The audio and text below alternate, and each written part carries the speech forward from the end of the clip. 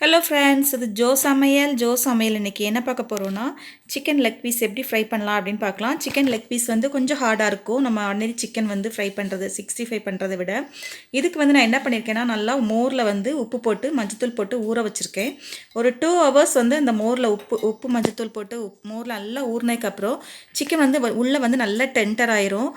அதுக்கப்புறம் நம்ம வந்து ஃப்ரை பண்ணணும் அப்படின்னா வெளியே நல்லா கிறிஸ்பியாகவும் உள்ளே நல்லா ஜூஸியாகவும் இருக்கும். இல்லைன்னா உள்ளே கொஞ்சம் வேகாத மாதிரி இருக்கும்.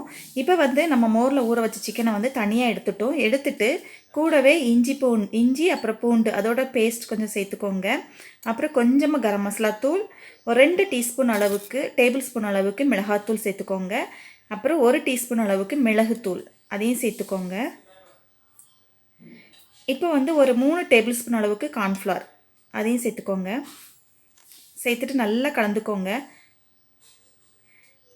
இப்போ வந்து ஒரு லெமன் விட்டுக்கோங்க. அப்படி இல்லைனா 1 டேபிள் ஸ்பூன் அளவுக்கு வினிகர் சேர்த்துக்கோங்க. இப்போ இந்த சிக்கனுக்கு தேவையான அளவு உப்பு எல்லாம் சேர்த்து நல்லா கலந்து வச்சுக்கோங்க. நம்ம ஏற்கனவே ஒரு 2 ஹவர்ஸ் 3 ஹவர்ஸ் ஊறினனால இந்த சிக்கன் வந்து உள்ளே நல்லா சூப்பராக இருக்கும். இப்போ வந்து சும்மா ஒரு 10 நிமிஷம் கழித்து நம்ம ஃப்ரை பண்ணிக்கலாம். இதை ஒரு மூடி போட்டு வச்சிடலாம்.